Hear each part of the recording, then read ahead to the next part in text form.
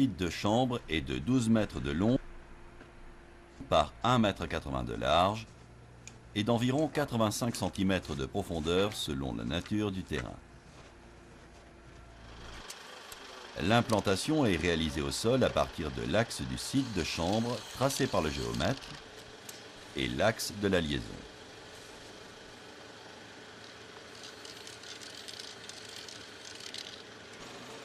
Le terrassement est matérialisé au sol.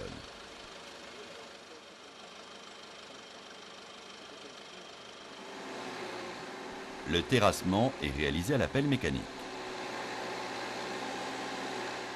La profondeur du terrassement est contrôlée régulièrement par rapport au terrain naturel. Ici, 90 cm correspondant à la hauteur de la chambre plus le lit de pose. La planéité du fond de fouille est contrôlée. Dans le cas d'un terrain meuble, un lit de pose est réalisé en gravier ou en béton.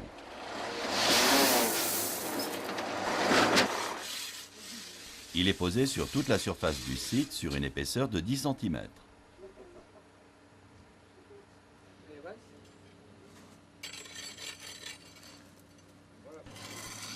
Le lit de pose est réglé. Si le lit est en béton, un caniveau est réalisé au droit des trous d'évacuation pour la circulation de l'eau.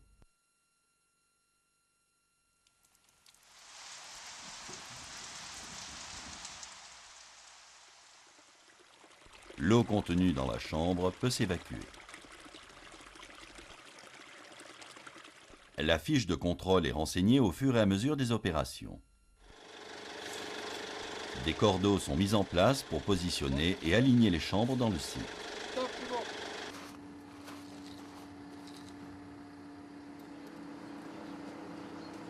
Il faut monter. D'accord, top.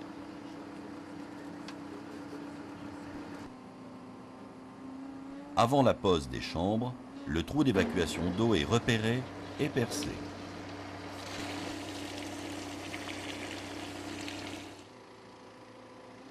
Dans le cas d'un site de chambre en pente, la chambre est positionnée pour que le trou d'évacuation d'eau soit en partie basse. Ici, la chambre n'est pas correctement posée. Le trou d'évacuation est en partie haute.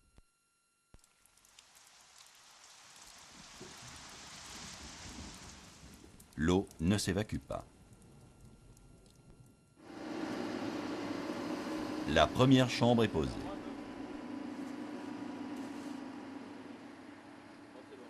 La chambre est positionnée à l'aide des cordeaux.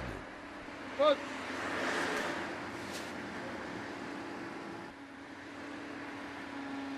L'alignement est contrôlé. La planéité est vérifiée.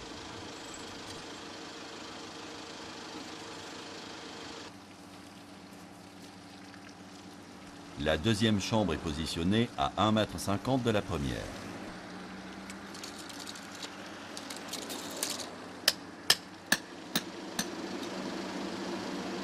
Elle est posée et réglée de la même manière.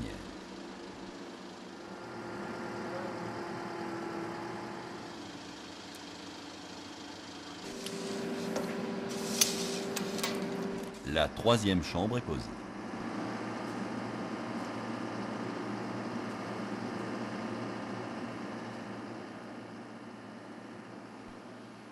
À l'aide du schéma d'implantation, le chef de chantier marque sur les masques de chaque chambre l'emplacement des fourreaux correspondants. Ici, sur la dernière chambre en direction de l'endaille, les fourreaux verts 4 bandes et 2 bandes, et les fourreaux blancs 4 bandes et 2 bandes.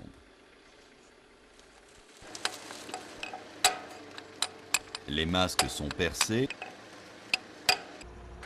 et ébavurés pour ne pas blesser les fourreaux. Ici, l'ensemble des fourreaux passe d'un même côté des chambres. Le poseur organise les fourreaux nappe par nappe en les maintenant à l'aide de piquets.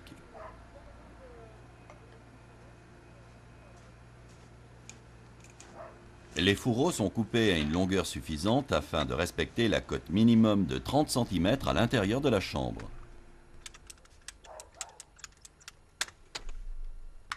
Les bouchons sont placés.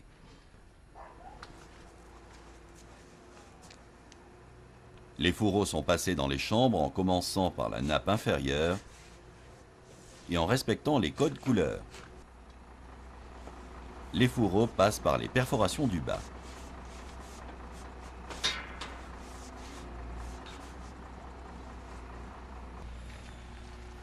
Les fourreaux sont coupés au milieu de la chambre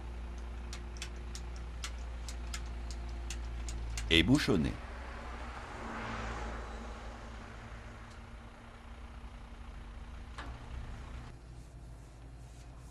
La nappe intermédiaire est mise en place. Enfin, la nappe supérieure. Après leur déroulage, les fourreaux provenant de l'autre côté du site sont mis en place. Le poseur commence par la nappe inférieure en respectant la même procédure.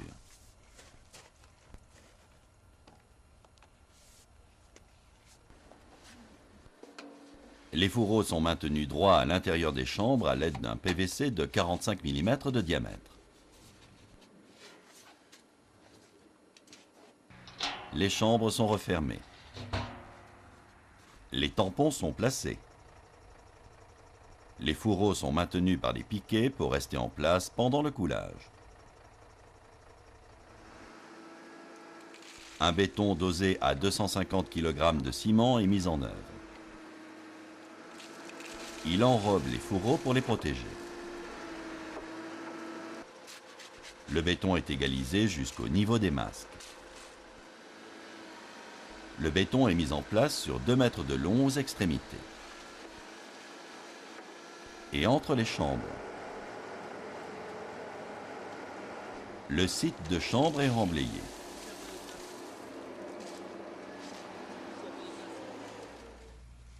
Le fil de détection est mis en place.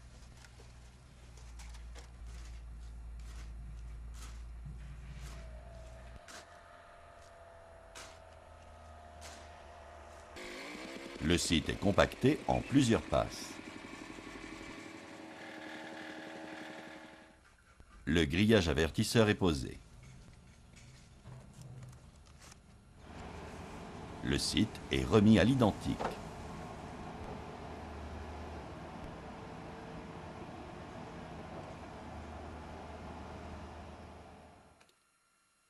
Les tubes de maintien PVC sont retirés.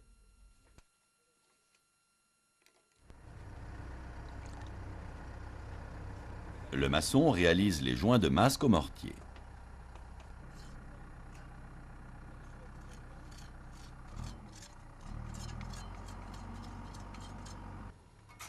Les chambres sont soigneusement nettoyées. Les tampons fonte sont placés.